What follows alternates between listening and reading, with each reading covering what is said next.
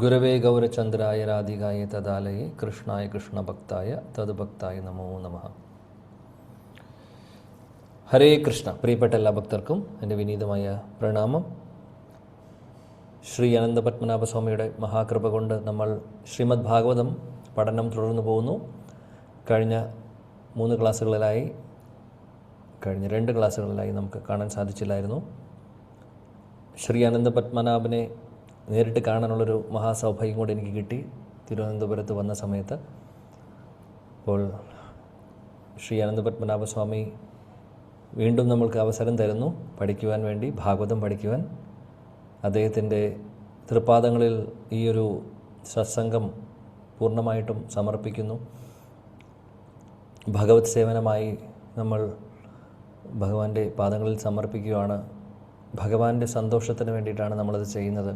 ശ്രീമദ് ഭാഗവതം പഠിക്കുന്നു, ശ്രീമദ് ഭാഗവതം കേൾക്കുന്നു, നാമം ജപിക്കുന്നു. ഇതെല്ലാം എന്ത് കാര്യങ്ങളാണോ നമ്മൾ ചെയ്യുന്നത് അതെല്ലാം തന്നെ ഭഗവാന്റെ സന്തോഷം. സംസിദ്ധിർ ഹരിതോഷണം. നമ്മൾ കഴിഞ്ഞ ക്ലാസ്സിൽ ആ ശ്ലോകം ഇവിടെ പഠിച്ചിരുന്നു. 2-ാമത്തെ അധ്യായത്തിൽ വരുന്ന ശ്ലോകം തന്നെയാണ്. അപ്പോൾ ചെയ്യുന്ന വർണ്ണാശ്രമ ധർമ്മമാവട്ടെ, അല്ലെങ്കിൽ ചെയ്യുന്ന എന്ത് കർമ്മമാവട്ടെ, നമ്മൾ ചെയ്യുന്ന എന്ത് കാര്യമാവട്ടെ, അതെല്ലാം ഭഗവാന്റെ സന്തോഷത്തിന് വേണ്ടിയിട്ടാണ് നമ്മൾ ചെയ്യേണ്ടത് എന്നുള്ളതാണ് നമ്മൾ മനസ്സിലാക്കേണ്ട കാര്യം. അപ്പോൾ ഭഗവാന്റെ പ്രീതിയാണ്, ഭഗവാനെ പ്രീതിപ്പെടുത്തുക എന്നുള്ളതാണ് ഉദ്ദേശം. അതിൻ്റെ കൂട്ടത്തിൽ അപ്പോൾ നമ്മൾ അതിനുവേണ്ടി ശ്രമിക്കുമ്പോൾ നമ്മുടെ ശുദ്ധീകരണം നടക്കുന്നു. അത് ഓട്ടോമാറ്റിക്കലി നടക്കും. ഭഗവാൻ സന്തോഷവാനായി കഴിഞ്ഞാൽ നമ്മുടെ ഹൃദയത്തിലും ആനന്ദം വരുന്നു. ഭക്തിയുടെ ആനന്ദം നമ്മുടെ ഹൃദയത്തിൽ വരുന്നു. അതേപോലെ തന്നെ ശുദ്ധീകരണം നടക്കുന്നു, എല്ലാം നടക്കുന്നു. പക്ഷേ ഉദ്ദേശം ഭഗവാനെ പ്രീതിപ്പെടുത്തുക എന്നുള്ളതാണ്. അങ്ങനെയായിരിക്കണം നമ്മളെല്ലാവരും, ആ ഭാവമായിരിക്കണം നമുക്കെല്ലാവർക്കും ഉണ്ടാവേണ്ടത്. എന്ത് ഭക്തിയുത സേവനങ്ങളാവട്ടെ അതെല്ലാം ചെയ്യുന്ന സമയത്ത്.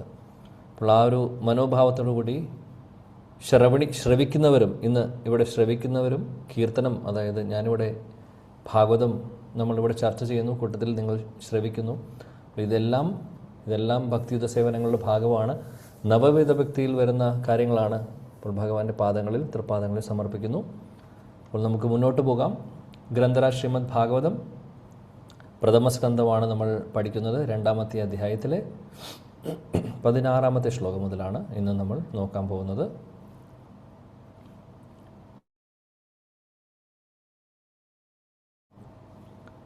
മനോഹരമായിട്ടുള്ള ശ്ലോകം 16.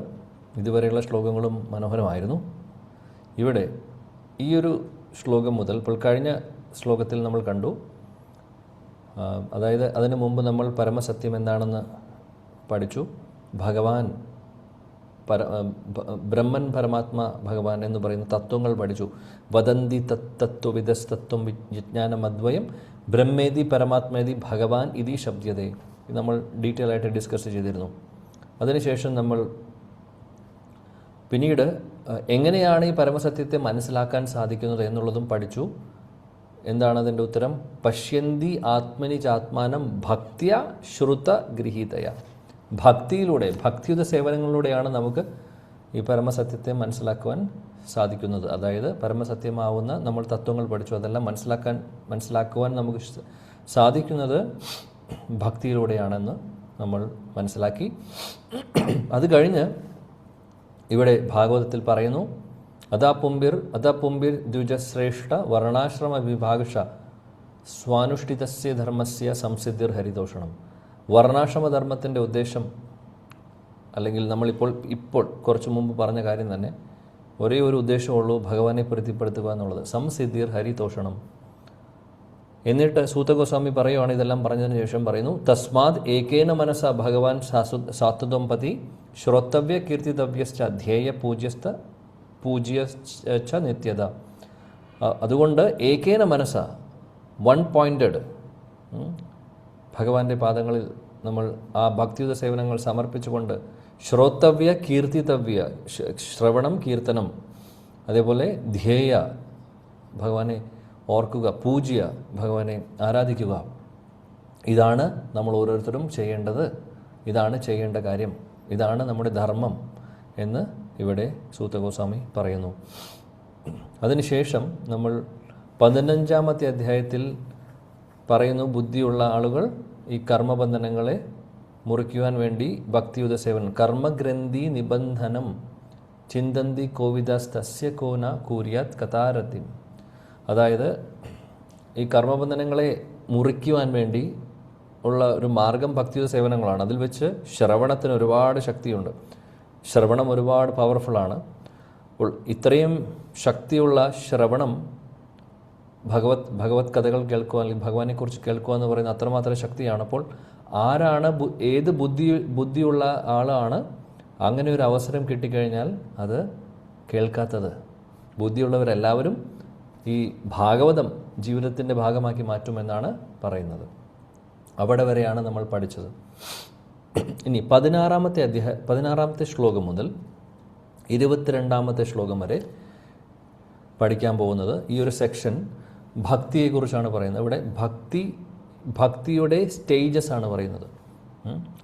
അതായത് കേട്ടിട്ടുണ്ടാവും, ശ്രദ്ധ, സാധു സംഘ, ഭജനക്രിയ, അനർത്ഥ നിർവൃത്തി, നിഷ്ഠ, രുചി, ആസക്തി, ഭാവ, പ്രേമ. 9 സ്റ്റെപ്പുകൾ പറയും ഭക്തിയിൽ. ശ്രദ്ധ എന്ന് പറഞ്ഞു കഴിഞ്ഞാൽ വിശ്വാസം മുതൽ പ്രേമ വരെ, ആ ഒരു പ്രോസസ്സ് മുഴുവനും, ആ ഭക്തിയുടെ പ്രോഗ്രസ്, ആ ചവിട്ടുപടികൾ 1 കഴിഞ്ഞ് 2, 3 കഴിഞ്ഞ് 4, അങ്ങനെ മുന്നോട്ടുള്ള ആ ചവിട്ടുപടികളാണ് ഇവിടെ നമ്മൾ ഇനി ചർച്ച ചെയ്യാൻ പോകുന്നത്, പഠിക്കാൻ പോകുന്നത്. 16-ാമത്തെ ശ്ലോകം മുതൽ 22-ാമത്തെ ശ്ലോകം വരെ ഇതാണ് വരുന്നത്. 16-ാമത്തെ ശ്ലോകം നമുക്ക് നോക്കാം. അതിനു മുമ്പ് ഇവിടെ നമ്മൾ ചർച്ച ചെയ്യുന്നത് ശ്രീല പ്രഭുപാദജിയുടെ ഭാവാർത്ഥം, തീർച്ചയായിട്ടും അതിൽ പറയുന്ന കാര്യങ്ങൾ ചർച്ച ചെയ്യുന്നതായിരിക്കും. കൂട്ടത്തിൽ ഈ ഒരു സെക്ഷൻ നമ്മുടെ ആചാര്യൻ ശ്രീല വിശ്വനാഥ് ചക്രവർത്തി ഠാക്കൂർ, പ്രധാനപ്പെട്ട ഒരു ഗൗഡീയ വൈഷ്ണവ ആചാര്യനാണ്. അദ്ദേഹം ഈ ഒരു സെക്ഷൻ എക്സ്പ്ലെയിൻ ചെയ്യുന്നുണ്ട് അദ്ദേഹത്തിൻ്റെ ഭാവാർത്ഥത്തിൽ. അപ്പോൾ അവിടെ അദ്ദേഹം നമ്മൾ പറഞ്ഞു 9 സ്റ്റേജസ് ആണ് ഉള്ളത് ഭക്തിയിലെന്ന്. ഇതാണ് നമ്മൾ കോമൺ ആയിട്ട് പഠിച്ചിട്ടുള്ള കാര്യം. ശ്രദ്ധ, സാധു സംഘ, ഭജനക്രിയ. ഇത് രൂപ ഗോസ്വാമി അദ്ദേഹത്തിൻ്റെ ഭക്തി രസാമൃത സിന്ധുവിലും മറ്റുള്ള ഗ്രന്ഥങ്ങളിലൊക്കെ പറയുന്നുണ്ട്. എന്നാൽ അതിനെ തന്നെ ഒന്നും കൂടെ പറയുന്നുണ്ട് ശ്രീല വിശ്വനാഥ് ചക്രവർത്തി ഠാക്കൂർ. അദ്ദേഹത്തിൻ്റെ ആ ഒരു അദ്ദേഹത്തിൻ്റെ ഭാവാർത്ഥത്തിൽ അദ്ദേഹം ഈ 9 സ്റ്റേജസിന് പകരം അദ്ദേഹം 14 സ്റ്റേജസ് ആണ് പറയുന്നത്. വ്യത്യാസമില്ല, എല്ലാം ഒന്ന് തന്നെയാണ്. പക്ഷേ അഡീഷണലി കുറച്ച് കാര്യങ്ങൾ എക്സ്ട്രാ അദ്ദേഹം പറയുന്നുണ്ട്. എന്നാൽ രൂപഗോസ്വാമി പറയുന്നതും ഇതും തമ്മിൽ വ്യത്യാസമില്ല. രൂപഗോസ്വാമി ഒരു കാര്യം പറയുന്നുണ്ടെങ്കിൽ അതിൽ 1, 2, 3 കാര്യങ്ങൾ ഇൻക്ലൂഡഡ് ആണ്. ശ്രീല വിശ്വനാഥ് ചക്രവർത്തി ഠാക്കൂർ അതിനെ ഒന്ന് എക്സ്പാൻഡ് ചെയ്യുന്നു മാത്രം. രൂപഗോസ്വാമി പറഞ്ഞതിനെ ഒന്നും കൂടെ തുറക്കുന്നു. അപ്പോൾ അങ്ങനെ വരുമ്പോൾ അദ്ദേഹത്തിൻ്റെ കണക്കിൽ 14 സ്റ്റേജസ് ആണ് പറയുന്നത്. അപ്പോൾ നമ്മൾ ഇനി 16-ാമത്തെ ശ്ലോകം മുതൽ മുന്നോട്ട് 20-ാമത്തെ ശ്ലോകം വരെ ഈ 9 പടികളും 14 പടികൾ ശ്രീല വിശ്വനാഥ് ചക്രവർത്തി ഠാക്കൂർ പറയുന്നതും തമ്മിൽ അത് രണ്ടും എങ്ങനെയാണെന്നുള്ളത് നമ്മൾ ചർച്ച ചെയ്യും. കൂട്ടത്തിൽ ഭാഗവതത്തിൽ ശുകദേവ് ഗോസ്വാമി പറയുന്ന ശ്ലോകവും അതുമായിട്ട് എങ്ങനെയാണ് കണക്ഷൻ എന്നും നമ്മൾ പറയാൻ പോവുകയാണ്. അപ്പോൾ പഠിക്കാൻ വളരെ ഇൻട്രസ്റ്റിംഗ് ആയിട്ടുള്ളൊരു സെക്ഷനാണ്. അപ്പോൾ ശ്രദ്ധിച്ചോളൂ. ആദ്യത്തെ ശ്ലോകം 16. ശുശ്രൂഷു ശ്രദ്ധാനസ്യ വാസുദേവ കഥാരുചി സ്യാന്മഹത് സേവയാ വിപ്ര പുണ്യതീർത്ഥ നിഷേവനാത്.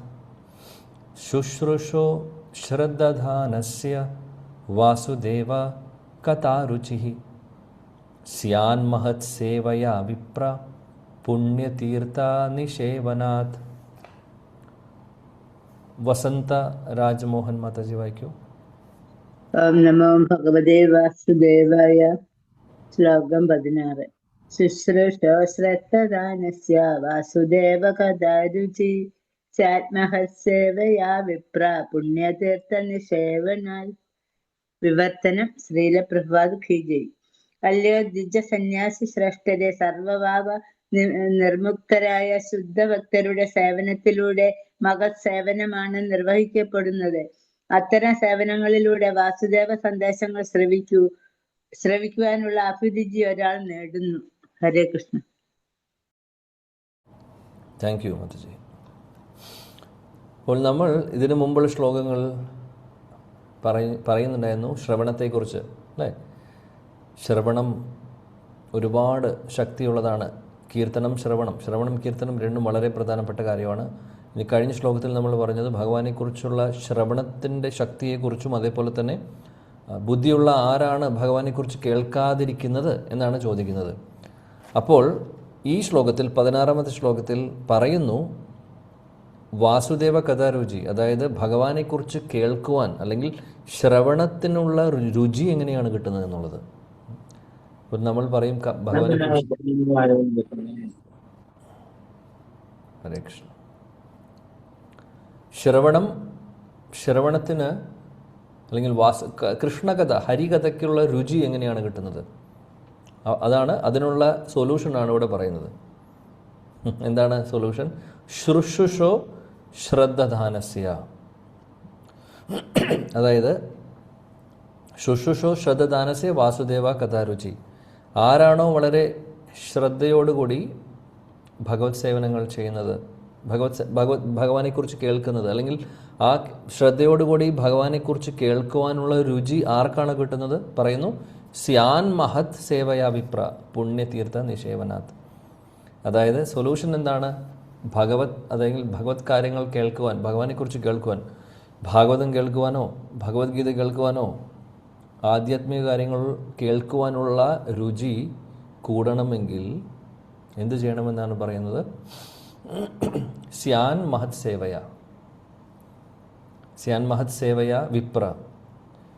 ഓ വിപ്ര, ഇവിടെ പറയുവാണ്, സൂതഗോസ്വാമിയും ശൗനക ഋഷികളും തമ്മിലുള്ള കോൺവെർസേഷൻ ആണല്ലോ. അപ്പോൾ പറയുന്നു ഭഗവാന്റെ പരിശുദ്ധ ഭക്തരെ നമ്മൾ സേവിക്കുമ്പോൾ, ഭഗവാന്റെ ഭക്തരെ സേവിക്കുമ്പോഴാണ് ഭഗവാൻ കൃഷ്ണനെക്കുറിച്ചുള്ള, അതായത് വാസുദേവ കഥാരുചി, ഹരികഥ, കൃഷ്ണകഥ കേൾക്കുവാനുള്ള രുചി നമുക്ക് കൂടുന്നത്. അപ്പോൾ കൃഷ്ണകഥ കേൾക്കുവാനുള്ള രുചി കൂടണമെങ്കിൽ എന്താണ് പറയുന്നത്? സൊല്യൂഷൻ ഭക്തരെ സേവിക്കണം. അപ്പോൾ അതാണ് കാര്യം. ചില ആളുകൾ, നമ്മൾ ഇതിനു മുമ്പുള്ള ഡിസ്കഷനിൽ പഠിച്ചിരുന്നു, കനിഷ്ഠാധികാരി, മധ്യമാധികാരി, അതേപോലെ ഉത്തമാധികാരി. അവിടെ കനിഷ്ഠാധികാരികളെക്കുറിച്ച് നമ്മൾ പറഞ്ഞപ്പോൾ പ്രാകൃത ഭക്തർ അല്ലെങ്കിൽ കനിഷ്ഠരെന്ന് പറഞ്ഞു കഴിഞ്ഞാൽ അവർക്ക് അമ്പലത്തിലുള്ള ഭഗവാനോട് വിശ്വാസമുണ്ട്, ഭഗവാനിൽ വിശ്വാസമുണ്ട്. അമ്പലത്തിലാണ് ഭഗവാൻ ഇരിക്കുന്നത് എന്ന് അവർ ധരിക്കുന്നു. ആ ഒരു കാര്യത്തിൽ അവർ വിശ്വാസമുണ്ട്. എന്നാൽ ഭക്തരിൽ വിശ്വാസമില്ല, ഭക്തരെ അവർ സേവിക്കുന്നില്ല, അങ്ങനൊരു കൺസെപ്റ്റ് അവർക്കറിയില്ല, അല്ലെങ്കിൽ അവർ അതിന് പ്രാധാന്യം കൊടുക്കുന്നില്ല. അങ്ങനെയുള്ളവരെയാണ് കനിഷ്ഠരെന്ന് വിളിക്കുന്നത്. പക്ഷേ ഭഗവാൻ എടുത്തെടുത്ത് പറയുന്നു, ഭാഗവതത്തിലും മറ്റുള്ള ഗ്രന്ഥങ്ങളിലും ശാസ്ത്രങ്ങളിൽ പറയുന്നു, ഭഗവാൻ പറയുന്നു, എന്നെ സേവിക്കുന്നതിനേക്കാൾ കൂടുതൽ എൻ്റെ പരിശുദ്ധ ഭക്തരെയാണ് നിങ്ങൾ സേവിക്കേണ്ടത്. പരിശുദ്ധ ഭക്തരെ സേവിക്കുമ്പോഴാണ് ഞാൻ സന്തോഷവാനാവുന്നത്. ഇവിടെ പറയുന്നു, ഭാഗവതം പറയുന്നു നമ്മളോട്, ഭഗവാനെക്കുറിച്ച് നമുക്ക് കേൾക്കാനുള്ള രുചി കൂടണമെങ്കിൽ, ഹരികഥ കേൾക്കാനുള്ള രുചി കൂടണമെങ്കിൽ വൈഷ്ണവരെ സേവിക്കണം, വൈഷ്ണവ സേവ ചെയ്യണം എന്നാണ് പറയുന്നത്.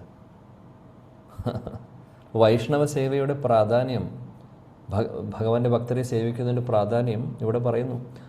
അങ്ങനെയുള്ള ഭക്തരെ സേവിക്കുമ്പോഴാണ് ആ പരിശുദ്ധ ഭക്തരുടെ ഹൃദയത്തിലുള്ള ഭഗവാനോടുള്ള ആ ആസക്തി, അവരുടെ ഹൃദയത്തിലുള്ള ഭഗവാനെക്കുറിച്ച് കേൾക്കുവാനുള്ള രുചി നമ്മുടെ ഹൃദയത്തിലേക്ക് പ്രവേശിക്കുന്നത്.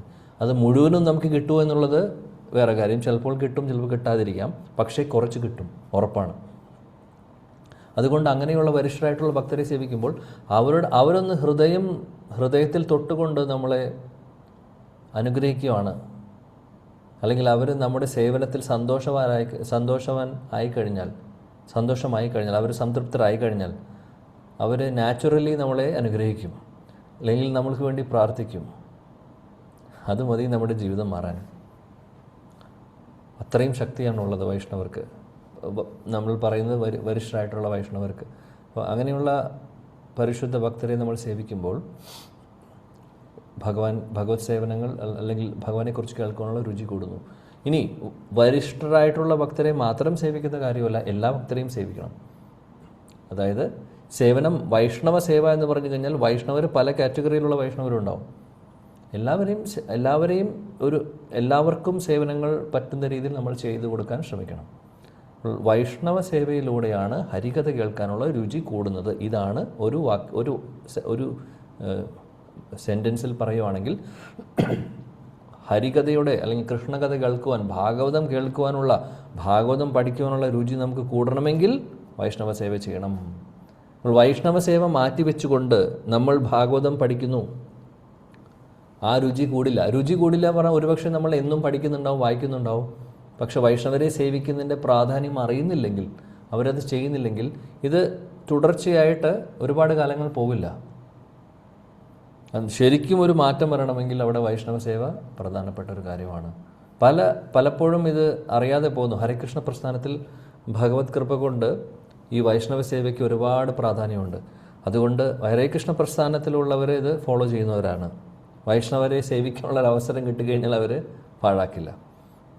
പ്രത്യേകിച്ചും നല്ല വരിഷ്ഠരായിട്ടുള്ള ഭക്തരെ സേവിക്കുവാൻ ഉള്ള അവസരം കിട്ടുന്നു, അല്ലെങ്കിൽ വളരെ ആത്മാർത്ഥമായിട്ട് ഭക്തി സേവനങ്ങൾ ചെയ്യുന്ന ആളുകൾ, അങ്ങനെയുള്ള ഒരുപാട് ഭക്തരുണ്ട്. അവർ ഏത് ഉത്തമ ഭക്തരാണോ മധ്യമരാണോ എന്നൊന്നും നമുക്കറിയുന്നുണ്ടാവില്ല. പക്ഷേ വളരെ ആത്മാർത്ഥയോടുകൂടി അവർ പ്രചരണം ചെയ്യുന്നു, അവരും അത് ഫോളോ ചെയ്യുന്നു. അങ്ങനെ ആത്മാർത്ഥയോടുകൂടി കാര്യങ്ങൾ ചെയ്യുന്നവരാണെന്ന് നമുക്ക് തോന്നുമ്പോൾ അവരെ സേവിച്ചു കഴിഞ്ഞാൽ ഓട്ടോമാറ്റിക്കലി ഭഗവാൻ ഒരുപാട് സന്തോഷമുണ്ടാവും. അപ്പോൾ ഭഗവാൻ സംതൃപ്തരാകും. ഇതാണ് വൈഷ്ണവരെ സേവിച്ചു കഴിഞ്ഞാലുള്ള ആ ഒരു ബെനിഫിറ്റ്. എന്താണെന്ന് വെച്ചാൽ ഭഗവാൻ സന്തോഷവാനാണോ, കാര്യം ഭഗവാൻ ആഗ്രഹിക്കുന്നത് എന്നേക്കാൾ കൂടുതൽ എൻ്റെ ഭക്തരെ സേവിക്കണമെന്നാണ് അദ്ദേഹം ആഗ്രഹിക്കുന്നത്. അപ്പോൾ അദ്ദേഹം ഹാപ്പിയാവും. കൂട്ടത്തിൽ വൈഷ്ണവരും അവരെ നമ്മൾ സേവിക്കുമ്പോൾ അവരുടെ കൃപയും കൂടെ, അവരുടെ അനുഗ്രഹം കൂടെ നമുക്ക് കിട്ടുന്നു. അപ്പോൾ ഭഗവാന്റെ അനുഗ്രഹവും വൈഷ്ണവരുടെ അനുഗ്രഹവും കൂടെ ഒരുമിച്ച് വരുമ്പോഴാണ് നമ്മുടെ വേഗത കൂടുന്നത് ഭക്തിമാർഗത്തിൽ. അപ്പോൾ അതുകൊണ്ട് വളരെ പ്രധാനപ്പെട്ട കാര്യമാണ്. ഇവിടെ വളരെ ക്ലിയറായിട്ട് പറയുന്നു, ഹരികഥ, കൃഷ്ണകഥ കേൾക്കാനുള്ള രുചി, ഭഗവാനെക്കുറിച്ച് കേൾക്കാനുള്ള രുചിയാണ് ഏറ്റവും വലിയ കാര്യം. അത് കൂടണമെങ്കിൽ വൈഷ്ണവരെ സേവിക്കണമെന്ന് പറയുന്നു. കൂടുതൽ വിവരങ്ങൾ പ്രഭുപാദ്ജിയുടെ പറയുന്നു. നമ്മൾ നേരത്തെ പറഞ്ഞ പോലെ ശ്രദ്ധ ആ ഒരു 9 സ്റ്റേജസിനെ കുറിച്ച്, 14 സ്റ്റേജസിനെ കുറിച്ച് നമ്മൾ ചർച്ച ചെയ്യാം. അതിനു മുമ്പായി ഈ ശ്ലോകമായിട്ടുള്ള കണക്ഷൻ നമ്മൾ പറയും. അതിനു മുമ്പായി ശില പ്രഭുപാദ്ജിയുടെ ഭാവാർത്ഥത്തിൽ നിന്നുള്ള പ്രധാനപ്പെട്ട പോയിന്റുകൾ നമുക്ക് നോക്കാം. ഇവിടെ പ്രഭുപാദ് പറയുന്നു, 2 തരത്തിലുള്ള ആളുകളുണ്ട്, ദേവന്മാരും അസുരന്മാരും. ദേവരെന്ന് പറഞ്ഞു കഴിഞ്ഞാൽ, ദേവന്മാരെന്ന് പറഞ്ഞു കഴിഞ്ഞാൽ ഭഗവാനെ ആരാധിക്കുന്നവർ, അല്ലാത്തവരാണ് അസുരന്മാർ. അപ്പോൾ ആ അസുരന്മാരുടെ അവസ്ഥ നമുക്കറിയാം. അവർ അന്ധകാരത്തിലാണ് ഇരിക്കുന്നത്. അവർ ഭഗവാന് എതിരായിട്ട് കാര്യങ്ങൾ ചെയ്യുന്നവരാണ്. എന്താണോ ചെയ്യാൻ പറയുന്നത് അത് ചെയ്യാത്തവരാണ്. അങ്ങനെയുള്ളവർ ശ്രീമദ് ഭഗവത്ഗീത പറയുന്നുണ്ട്, അവർ താഴേക്കടിയിലേക്ക് പോകും. അതായത് അവർ കൂടുതൽ അന്ധകാരത്തിലേക്ക് പ്രവേശിക്കേണ്ടി വരും എന്ന് പറയുന്നുണ്ട് ഭഗവത്ഗീതയിൽ.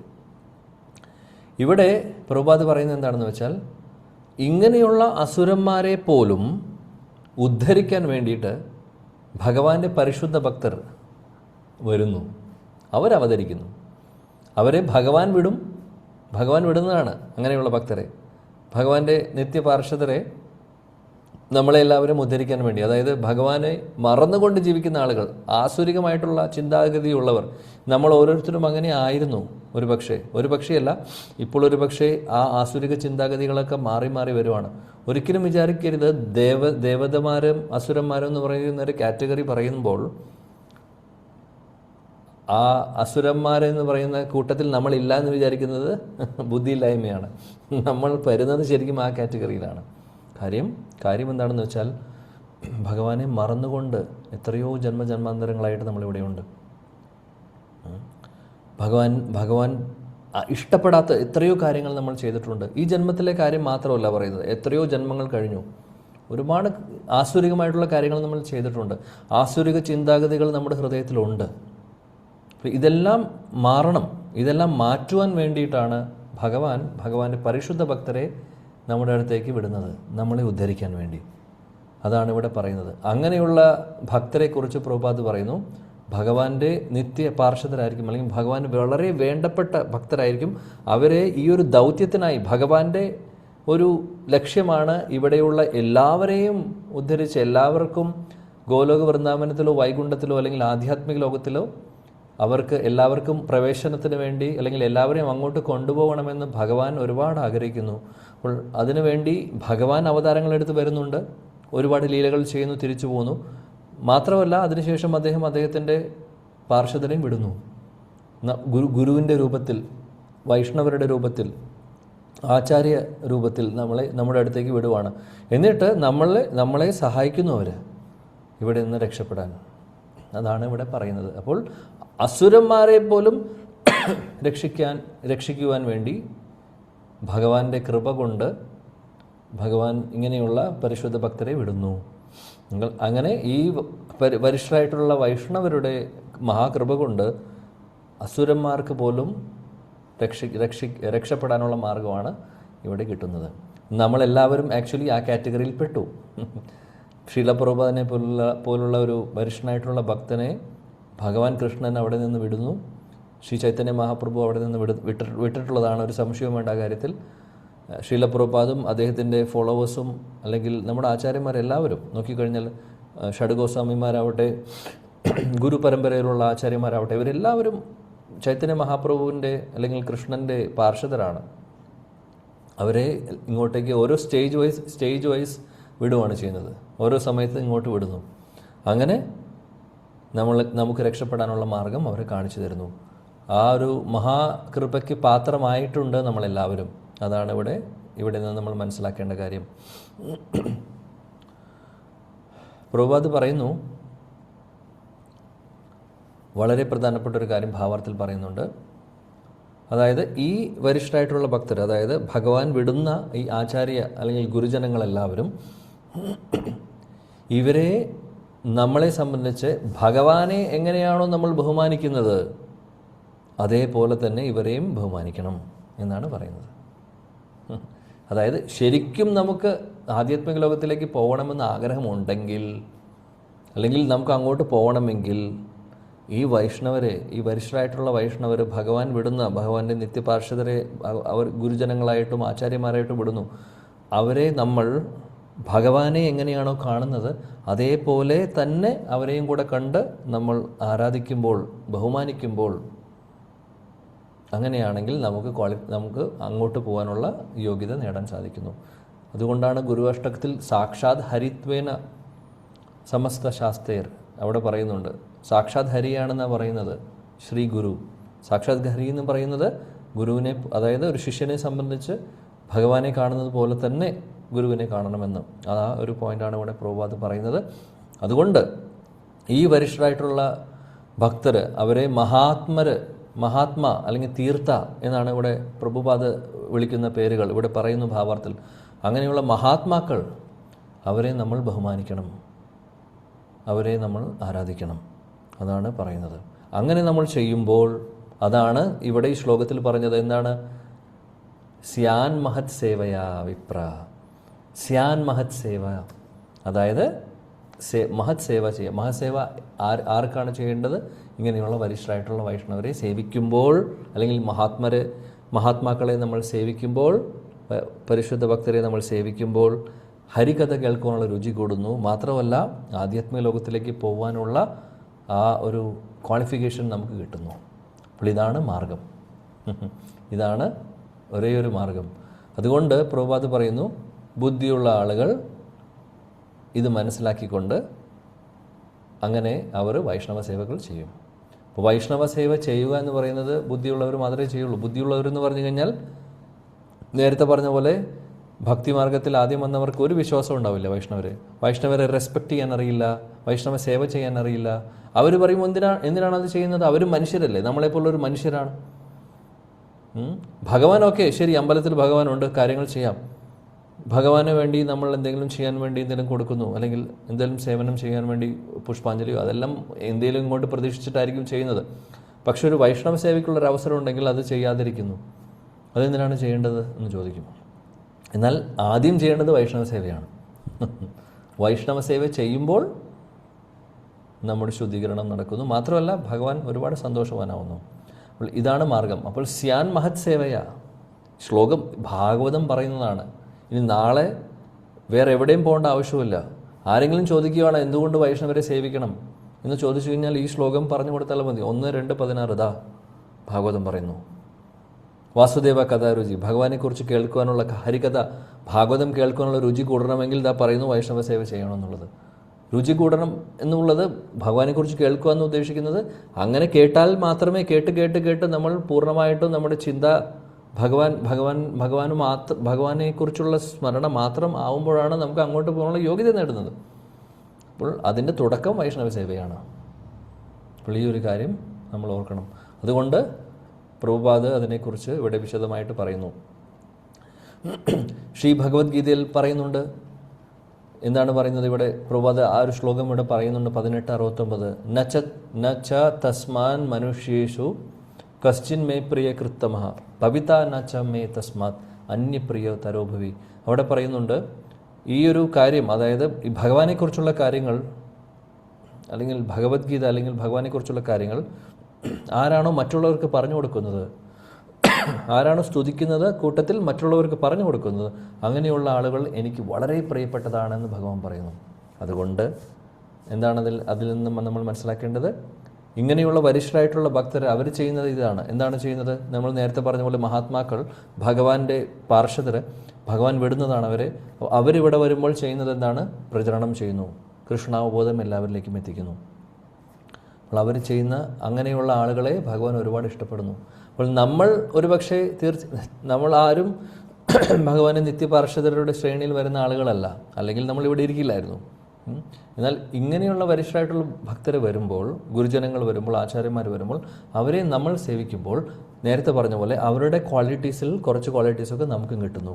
അങ്ങനെ നമുക്കും പ്രചരണം ചെയ്യുവാനുള്ള ശക്തി അവരിൽ നിന്ന് കിട്ടുന്നു. പ്രചരണം ചെയ്യുന്നതിനുള്ള ശക്തി എന്ന് പറഞ്ഞാൽ നമ്മൾ ഫോളോ ചെയ്യാൻ നമ്മുടെ ശുദ്ധീകരണം നടക്കുന്നു. അവരുടെ ക്വാളിറ്റീസ് കുറച്ച് ക്വാളിറ്റീസൊക്കെ നമുക്ക് കിട്ടുന്നു. അങ്ങനെ നമ്മൾ ശുദ്ധരായിക്കൊണ്ടിരിക്കുന്നു. കൂട്ടത്തിൽ പ്രചരണം കൂടെ ചെയ്യാനുള്ള ശക്തിയും നമുക്ക് കിട്ടുന്നു. അങ്ങനെയാണ് ഇപ്പോൾ ഈ നമ്മുടെ പ്രസ്ഥാനം നോക്കുകയാണെങ്കിൽ, ഹരേകൃഷ്ണ പ്രസ്ഥാനം എടുക്കുകയാണെങ്കിൽ, ഗൗഡിയ പരമ്പര നോക്കുകയാണെങ്കിൽ, വരിഷ്ഠരായിട്ടുള്ള ഭഗവത് പാർഷദർ വന്നു പോകുന്നുണ്ടാവും. പക്ഷേ അല്ലാതെ ഒരുപാട് ആളുകൾ പ്രചരണം ചെയ്യുന്നുണ്ട്, അവർ ഫോളോ ചെയ്യുന്നുണ്ട്, പ്രചരണം ചെയ്യുന്നു. ആചാരം പ്രചാരണം രണ്ടും ചെയ്യുന്നുണ്ട്. എങ്ങനെയാണ് സാധിക്കുന്നത്? അവരിൽ നിന്ന് കിട്ടുന്ന ശക്തിയാണ്, വരിഷ്ഠരായിട്ടുള്ള ഭക്തരിൽ നിന്ന് കിട്ടുന്ന ആ ഒരു ശക്തിയാണ്, അവരുടെ അനുഗ്രഹമാണ്. അനുഗ്രഹം കൊണ്ടാണ് ഇത് ചെയ്യാൻ സാധിക്കുന്നത്. പ്രസ്ഥാനം മുന്നോട്ട് പോകുന്നതും കൂടുതൽ ആളുകളിലേക്ക് കൃഷ്ണാവബോധം എത്തിക്കുന്നതും ഇതെല്ലാം എങ്ങനെ സാധിക്കുന്നു? ഇപ്പോൾ നമ്മൾ 10 ആൾക്ക് പറഞ്ഞു കൊടുക്കുന്നുണ്ടെങ്കിൽ, 10 ആൾ നമ്മളൊരു ക്ലാസ് എടുക്കുന്നു, അവിടെ 10 ആൾ വരുന്നുണ്ട്, ക്ലാസ് കേൾക്കുന്നുണ്ട്, ഭഗവത്ഗീത പഠിക്കുന്നു എന്ന് വയ്ക്കുക. ഭാഗവതാവട്ടെ, ഭഗവത്ഗീത ആവട്ടെ, എന്താ വേണമെങ്കിൽ ആവട്ടെ. എങ്ങനെയാണ് നമുക്ക് അവർക്ക് പറഞ്ഞു കൊടുക്കാൻ സാധിക്കുന്നത്? ആ ശക്തി എവിടെ നിന്ന് കിട്ടുന്നു? നമ്മുടേതായിട്ടുള്ള ശക്തിയല്ല. ഭഗവാനും ഭഗവാന്റെ പരിശുദ്ധ ഭക്തരും അവർ നമ്മളെ അനുഗ്രഹിക്കുന്നതുകൊണ്ട് അവരുടെ ശക്തിയാണ് നമ്മുടെ ശരീരത്തിലൂടെ നമ്മളിലൂടെ സഞ്ചരിക്കുന്നത്. നമ്മുടെ കഴിവ് കൊണ്ടല്ല നടക്കുന്നത്. അപ്പോൾ അതാണ് പറയുന്നത്. അങ്ങനെ നമ്മൾ ആത്മാർത്ഥതയോടു കൂടി വളരെ ബഹുമാനത്തോടു കൂടി അവരെ സേവിക്കുമ്പോൾ അവർ പറയുന്ന കാര്യങ്ങൾ, അപ്പോൾ സേവനം എന്ന് പറഞ്ഞു കഴിഞ്ഞാൽ അതും വളരെ ഇമ്പോർട്ടൻ്റ് ആണ്. മഹത് സേവയ, ഇതാണ് സൊല്യൂഷൻ എന്ന് നമ്മൾ പറഞ്ഞു. ഈ സേവനം എന്ന് പറയുമ്പോൾ 2 തരത്തിലുണ്ട് സേവനം. ഒന്നെന്ന് പറഞ്ഞു കഴിഞ്ഞാൽ വപ്പു സേവ, വാണി സേവ. വപ്പു സേവ എന്ന് പറഞ്ഞാൽ ഫിസിക്കലി നമ്മളൊരാളെ സേവിക്കുന്നു. ഒരു വരിഷ്ഠനായിട്ടുള്ള വൈഷ്ണവൻ വരുമ്പോൾ അവർക്ക് പ്രസാദം കൊടുക്കുന്നു, അവർക്ക് താമസിക്കാനുള്ള സ്ഥലം കൊടുക്കുന്നു, അവർക്ക് പല സ്ഥലങ്ങളിലും പോകാനുള്ള പ്രചരണത്തിന് സഹായിക്കാൻ, അല്ലെങ്കിൽ അവർ ക്ലാസ്സുകൾ എടുക്കുന്നു, പല കാര്യങ്ങൾ ചെയ്യുന്നു. അവരെ നമ്മൾ പല സ്ഥലങ്ങളിലേക്കും കൊണ്ടുപോകുന്നു, അവരെ സഹായിക്കുന്നു, അവർക്ക് വേണ്ട കാര്യങ്ങൾ ചെയ്തു കൊടുക്കുന്നു. ഇതെല്ലാം വപ്പു സേവയാണ്. വളരെ പ്രധാനപ്പെട്ട കാര്യമാണ്. ചെയ്യാൻ പറ്റുവാണെങ്കിൽ വളരെ നല്ല കാര്യമാണ്, ചെയ്യേണ്ട കാര്യമാണ്. ഇനി അത് എല്ലാവർക്കും അവസരം കിട്ടിക്കൊള്ളുന്നില്ല. 100 പേരുണ്ട്, ഈ ഒരു സേവനം ചെയ്യാൻ 4-5 പേര് മതിയാവും. കൊണ്ടുപോകാനും പ്രസാദം കൊടുക്കുവാനും എല്ലാവർക്കും ചാൻസ് കിട്ടില്ല. പക്ഷേ എല്ലാവർക്കും ചെയ്യാൻ പറ്റുന്നൊരു സേവനമുണ്ട്, അതാണ് വാണി സേവ. വാണി സേവ എന്ന് പറഞ്ഞു കഴിഞ്ഞാൽ എന്താണ്? ആ വരിഷ്ഠനായിട്ടുള്ള ഭക്തൻ പറയുന്ന കാര്യങ്ങൾ നമ്മൾ കേട്ട് ജീവിതത്തിൽ ആചരിക്കുന്നത്. നമ്മളത് ആചരിക്കുമ്പോൾ അത് വാണി സേവയായി. അതുകൊണ്ട് ഗുരു നമുക്ക് വാണി സേവയും, ഗുരുവിനെ നമുക്ക് വപ്പു സേവയും ചെയ്യാൻ സാധിക്കും, വാണി സേവയും ചെയ്യാൻ സാധിക്കും. ഗുരുവും മാത്രമല്ല മറ്റുള്ള ഭക്തരെയും വൈഷ്ണവരെയും. വാണി എന്ന് പറയുന്നത് അവർ പറയുന്ന കാര്യങ്ങൾ ഫോളോ ചെയ്യുക എന്നുള്ളതാണ്. അപ്പോൾ ഇതും വൈഷ്ണവ സേവ, മഹത് സേവയുടെ ഭാഗമാണ് എന്നുള്ളത് ഓർക്കണം. ഫിസിക്കലി സേവനം ചെയ്യുന്നത് മാത്രമല്ല, അവർ പറയുന്ന കാര്യങ്ങൾ അത് നമ്മൾ ഉൾക്കൊണ്ട് അത് നമ്മുടെ ജീവിതത്തിൽ ആചരിച്ച് തുടങ്ങുമ്പോൾ അത് സേവനമായി മാറുന്നു. അപ്പോൾ നമ്മൾ വിചാരിക്കും ആ വ്യക്തി ഒരുപക്ഷെ അറിയുന്നുണ്ടാവില്ല ഞാൻ ചെയ്യുന്ന കാര്യങ്ങൾ. ഒരു ഫോർ എക്സാമ്പിൾ പറയുകയാണെങ്കിൽ, നമുക്ക് ഗുരുവിൽ നിന്നോ ശിക്ഷാഗുരുവിൽ നിന്നോ അല്ലെങ്കിൽ നമ്മൾ വളരെ ഇൻസ്പിറേഷൻ കിട്ടുന്ന ഒരു ഭക്തനിൽ നിന്ന് കുറേ കാര്യങ്ങൾ കേൾക്കുന്നു, പഠിക്കുന്നു, നമ്മളത് ഫോളോ ചെയ്യുന്നു. ആ ഫോളോ ചെയ്യുമ്പോൾ മാറ്റങ്ങൾ വരുന്നത് നമ്മളും അനുഭവപ്പെടുന്നുണ്ടാവും. അപ്പോൾ ആ വ്യക്തി ഒരുപക്ഷെ അറിയുന്നുണ്ടാവില്ല. നമുക്ക് കണക്ഷൻ ഡയറക്റ്റ്ലി ഇല്ലെങ്കിലും ഒരു കാര്യമുണ്ട്, നമ്മൾ ഫോളോ ചെയ്യുന്നുണ്ടെങ്കിൽ ഇൻഡയറക്റ്റ്ലി അവർക്ക് സന്തോഷം കൊടുക്കുന്ന കാര്യമാണ്. അവർക്ക് മനസ്സിലാവും, നമുക്ക് മനസ്സിലാവില്ലെങ്കിലും അവർക്ക് മനസ്സിലാവുന്നുണ്ടോ എന്നുള്ളത്. അപ്പോൾ അതിൻ്റെ ഇപ്പോൾ ഒരു വാചകത്തിൽ പറയുവാണെങ്കിൽ, ഗുരുവിനും ദീക്ഷാഗുരു ആവട്ടെ ശിക്ഷാഗുരു ആവട്ടെ നമ്മളെ ഭക്തിയിൽ മുന്നോട്ട് കൊണ്ടുപോകുന്ന ഏത് വരിഷ്ഠനായിട്ടുള്ള ഭക്തനാവട്ടെ, അവരുടെ സന്തോഷം എന്ന് പറഞ്ഞു കഴിഞ്ഞാൽ, ശരിക്കുമുള്ള സന്തോഷം എന്ന് പറഞ്ഞു കഴിഞ്ഞാൽ, അല്ലെങ്കിൽ അവർക്ക് വേണ്ടി നമുക്ക് എന്തെങ്കിലും കൊടുക്കാൻ സാധിക്കുമെങ്കിൽ അതിൽ ഏറ്റവും നല്ല കാര്യം അവർ പറയുന്ന കാര്യങ്ങൾ നമ്മൾ കേട്ട് മനസ്സിലാക്കി അത് ഫോളോ ചെയ്യുക എന്നുള്ളതാണ്. ഇതിനും വലിയ ഗിഫ്റ്റ് കൊടുക്കാൻ വേറെ ഒന്നുമില്ല. ഏറ്റവും വലിയ ഗിഫ്റ്റാണ് അവർക്ക് കൊടുക്കാൻ പറ്റുന്നത്. കാര്യം അവർ ആഗ്രഹിക്കുന്നത് നമ്മുടെ എല്ലാവരുടെയും ആധ്യാത്മിക പുരോഗതിയാണ്. അപ്പോൾ അതിനുവേണ്ടി നമ്മൾ ശ്രമിക്കുന്നുണ്ട് എന്ന് അവർക്ക് മനസ്സിലാവുമ്പോൾ, ആത്മാർത്ഥമായിട്ട് അതിനുവേണ്ടി പരിശ്രമിക്കുന്നുണ്ട് എന്ന് കാണുമ്പോഴും മനസ്സിലാക്കുമ്പോഴും എത്ര സന്തോഷം ഉണ്ടാവും അവർക്ക്, എത്ര അഭിമാനം ഉണ്ടാവും. അഭിമാനം എന്ന് ഉദ്ദേശിക്കുന്നത് നെഗറ്റീവ് രീതിയിലല്ല. ഞാൻ പറഞ്ഞു കൊടുത്തുകൊണ്ട് അവർ ചെയ്തു എന്നുള്ള അഭിമാനമല്ല, ആ ഉള്ളിലുള്ള സന്തോഷം. കാര്യം ഭഗവാൻ സന്തോഷിക്കുന്ന പോലെ, ഭഗവാൻ ഓരോ ഭക്തർ പുതുതായിട്ട് വരുമ്പോൾ ഭഗവാൻ സന്തോഷമാണുള്ളത്. അതേപോലെ അവരുടെ ഉള്ളിലും സന്തോഷമുണ്ടാവും. അപ്പോൾ അങ്ങനെ വൈഷ്ണവർ അവർക്ക് സംതൃപ്തി ആയിക്കഴിഞ്ഞാൽ, അവർക്ക് സന്തോഷം വന്നു കഴിഞ്ഞാൽ അവരുടെ പ്രാർത്ഥനയും അനുഗ്രഹവും ഓട്ടോമാറ്റിക്കലി നമുക്കും ഉണ്ടാവും. അപ്പോൾ കൂടുതൽ അങ്ങനെയുള്ള കാര്യങ്ങൾ ചെയ്യുവാൻ, കൂടുതൽ നമ്മൾ ഭക്തിയിൽ മുന്നോട്ട് പോകാൻ അവരുടെ അനുഗ്രഹം കൂടെ നമുക്ക് കിട്ടുന്നു. ഇതെല്ലാം മഹത് സേവയിൽ വരുന്നു. ഒരുപാട് ഡീപ്പായിട്ടുള്ള സബ്ജക്റ്റാണ്. അതുകൊണ്ടാണ് സമയമെടുത്ത് നമ്മൾ ചർച്ച ചെയ്യുന്നത്. അപ്പോൾ അതാണ് വാസുദേവ കഥാരുചി. ഭക്തിയുത സേവനങ്ങളിൽ നമുക്ക് രുചി കൂടണമെങ്കിൽ ഭഗവാനെക്കുറിച്ച് കേൾക്കുന്നതാവട്ടെ, ശ്രവണം കീർത്തനം എന്ത് വേണമെങ്കിൽ ആവട്ടെ, അല്ലെങ്കിൽ ഭക്തിയുത സേവനങ്ങൾ മൊത്തമായിട്ട് എടുത്താലും അതിൽ നമുക്ക് രുചി കൂടണമെങ്കിൽ വൈഷ്ണവ സേവ ചെയ്യണം എന്നുള്ളതാണ് ഒറ്റ വാചകത്തിൽ പറയുകയാണെങ്കിൽ ഇവിടെ മനസ്സിലാക്കേണ്ട കാര്യം. പ്രഭുപാദ് ഈ ഒരു ഭാവാർത്ഥം അവസാനിപ്പിക്കുന്നത് എങ്ങനെയാണെന്ന് ഒന്ന് നോക്കൂ. ഇവിടെ പറയുന്നു, ഞാൻ ആരോട് വായിക്കാം? യമുന മാതാജി ഉണ്ടോ? യമുന പ്രദീപ് മാതാജി ഉണ്ടെങ്കിൽ ഭാവാർത്ഥത്തിലെ അവസാനത്തെ വരി ഒന്ന് വായിക്കാം എല്ലാവർക്കും വേണ്ടി. അവസാനത്തെ വരി മാത്രം വായിച്ചാൽ മതി. ഈശ്വരാവബോധം പ്രചരിപ്പിക്കാനാണ് ഭഗവത് സേവകർ വരുന്നത്. അപ്പോൾ ബുദ്ധിമാന്മാരായ ജനങ്ങൾ എല്ലാ വിധത്തിലും അവരുമായി സഹകരിക്കണം. ഭഗവാനെ നേരിട്ട് സേവനം ചെയ്ത് പ്രീതിപ്പെടുത്തുന്നതിനേക്കാൾ കൂടുതൽ അവിടുത്തെ സേവകനെ സേവിക്കുന്നതിലൂടെ പ്രീതിപ്പെടുത്താം. തന്റെ സേവകർ ഉചിതമാം വണ്ണം ആദരിക്കപ്പെടുന്നത് കാണുമ്പോൾ ഭഗവാൻ കൂടുതൽ തൃപ്തനാകുന്നു. കാരണം അത്തരം സേവകർ ഭഗവത് സേവനത്തിന് എല്ലാം പണയപ്പെടുത്തുന്നതിനാൽ ഭഗവാന് അതീവ പ്രിയങ്കരരാണ്. തന്റെ മഹാത്മ്യങ്ങൾ പ്രചാരം ചെയ്യുന്നതിനായി എല്ലാം പണയപ്പെടുത്തുന്ന ഒരുവനേക്കാൾ കൂടുതൽ പ്രിയപ്പെട്ടനായി തനിക്ക് മറ്റാരുമില്ലെന്ന് ഭഗവത്ഗീത 18:69 പ്രഖ്യാപിച്ചിരിക്കുന്നു. ഭഗവത് സേവകരെ സേവിക്കുന്നതിലൂടെ ഒരുവന് ക്രമേണ അവരുടെ ഗുണങ്ങൾ ലഭിക്കുകയും അങ്ങനെ അവൻ ഭഗവത് മഹാത്മ്യങ്ങൾ കേൾക്കുവാൻ യോഗ്യനായി തീരുകയും ചെയ്യുന്നു. ഭഗവാനെ കുറിച്ച് കേൾക്കുവാനുള്ള ഔത്സുക്യമാണ് ഭഗവത് സാമ്രാജ്യത്തിൽ പ്രവേശിക്കുവാൻ അർഹനായ ഒരു ഭക്തന്റെ ആദ്യ യോഗ്യത. അവസാനത്തെ വരി ഒന്നും കൂടെ വായിക്കൂ. ഇപ്പോൾ വായിച്ചത് ഭഗവാനെ കുറിച്ച് കേൾക്കുവാനുള്ള ഔത്സുക്യമാണ് ഭഗവത് സാമ്രാജ്യത്തിൽ പ്രവേശിക്കുവാൻ അർഹനായ ഒരു ഭക്തന്റെ ആദ്യ യോഗ്യത. മതി, താങ്ക് യു.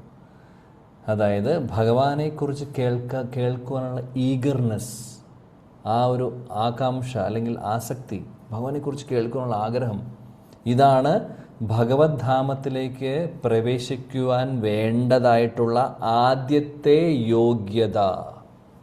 ജയ് പ്രഭുപാദ് പറയുന്നു. ആചാര്യന്മാർ പറയുന്നതാണ് ഇത്. അതായത് ഭഗവത് ധാമത്തിലേക്ക് പ്രവേശിക്കണമെങ്കിൽ യോഗ്യത വേണം. അതിൽ ആദ്യത്തെ യോഗ്യത എന്താണ്? ഭഗവാനെക്കുറിച്ച് കേൾക്കാനുള്ള രുചിയാണ്. അപ്പോൾ ആ രുചി കൂടാൻ വേണ്ടി എന്താണ് ചെയ്യേണ്ടത്? അതാണ് ഈ ശ്ലോകത്തിൽ പറയുന്നതും നേരത്തെ നമ്മൾ ഭാവാർത്ഥത്തിൽ ഡിസ്കസ് ചെയ്തതും. കൂടുതൽ കൂടുതൽ കേൾക്കുക, കൂട്ടത്തിൽ ഭഗവാന്റെ പരിശുദ്ധ ഭക്തരെ അല്ലെങ്കിൽ ഭഗവത് ഭക്തരെ സേവിക്കുക. ഭഗവാന്റെ ഭക്തരെ സേവിക്കുമ്പോൾ, വൈഷ്ണവരെ സേവിക്കുമ്പോൾ അവരുടെ ക്വാളിറ്റീസ് ഇവിടെ വായിച്ചു, നമ്മളിപ്പോൾ മാതാജി വായിക്കുകയും ചെയ്തു. അവരുടെ ഹൃദയത്തിലുള്ള ക്വാളിറ്റികൾ പതുക്കെ നമുക്ക് കിട്ടുന്നു. അങ്ങനെ നമുക്ക് ഭഗവാനെക്കുറിച്ച് കേൾക്കാനുള്ള രുചി കൂടുന്നു. ഈ രുചിയാണ് അങ്ങോട്ട് പ്രവേശിക്കാൻ, ഗോലക വൃന്ദാവനത്തിലേക്കോ വൈകുണ്ഠത്തിലേക്കോ പ്രവേശിക്കുവാൻ ഉള്ള ആദ്യത്തെ യോഗ്യത. അതുകൊണ്ട് ഭാഗവതം നമ്മൾ സ്ഥിരമായിട്ട് ഇവിടെ പഠിക്കാൻ ശ്രമിച്ചുകൊണ്ടിരിക്കുകയാണ്. അപ്പോൾ മുടങ്ങാതെ ഈ ഹരികഥ അല്ലെങ്കിൽ ഭാഗവതം കേൾക്കുക എന്നുള്ളത് അങ്ങോട്ട് പോകാനുള്ള യോഗ്യതയുടെ ആദ്യത്തെ പടിയാണ്.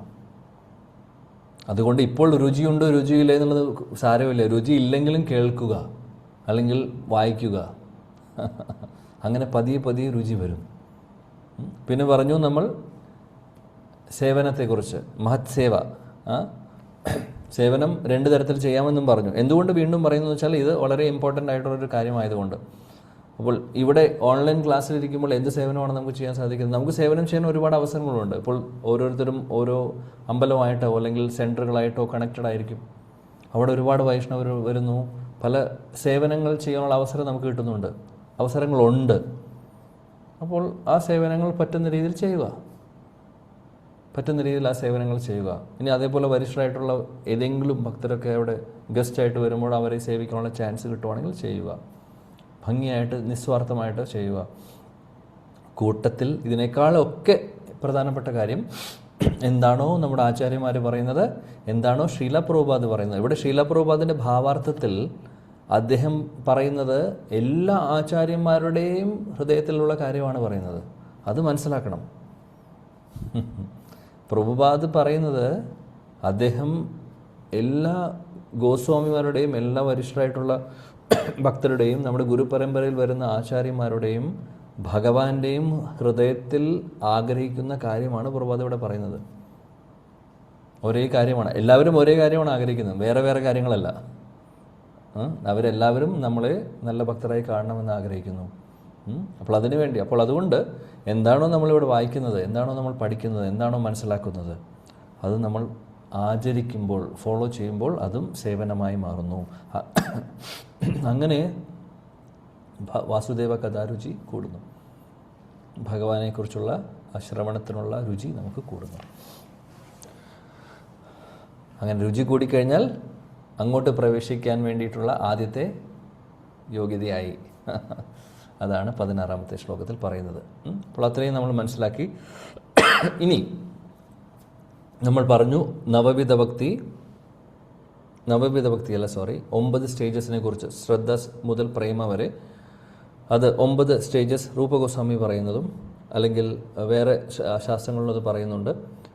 14 സ്റ്റേജസിനെ കുറിച്ച് ശ്രീല വിശ്വനാഥ് ചക്രവർത്തി ഠാക്കൂറും തമ്മിൽ പറയുന്നതിൻ്റെ ആ ഒരു റിലേഷൻ എങ്ങനെയാണെന്നുള്ളത് നമുക്ക് നോക്കാം. ഈ ശ്ലോകത്തിൽ 16-ാമത്തെ ശ്ലോകത്തിൽ ശ്രദ്ധ, സാധുസംഘ, ഭജനക്രിയ 3 കാര്യങ്ങൾ.